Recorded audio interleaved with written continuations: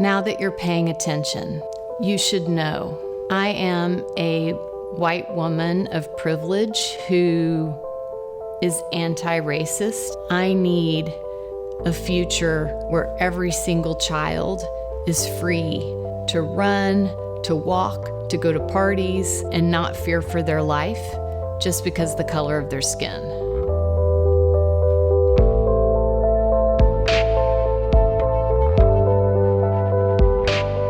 I'm Michelle Kinder, and my background is mental health, and I worked in the nonprofit sector for 25 years, and now I work with leaders who are invested in social change.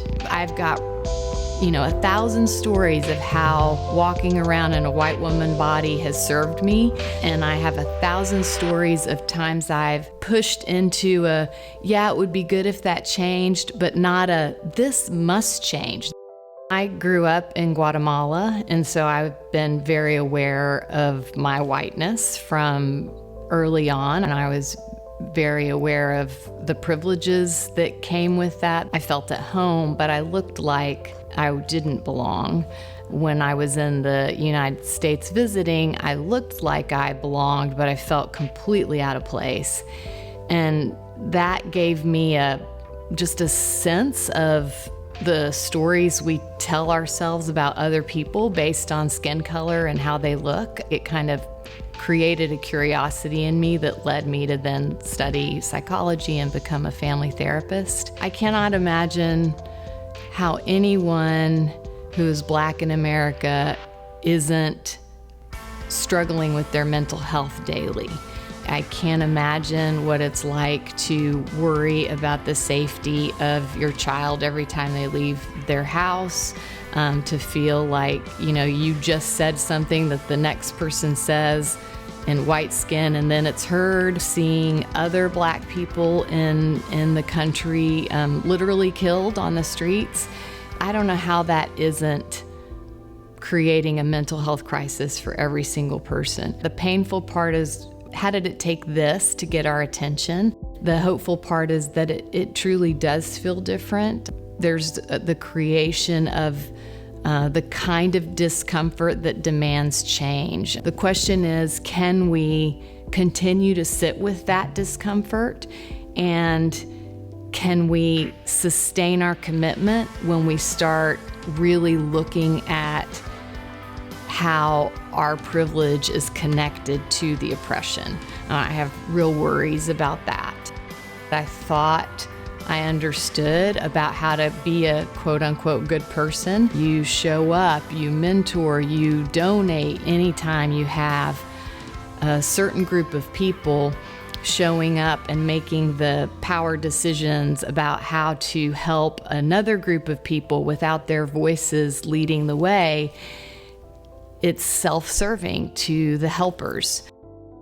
I was that person. I still am that person. I think we have to start looking at why do we hold so tightly to these narratives about Black and brown communities and white communities as saving or stepping in and making this big difference. Why do we do that? Who does it serve?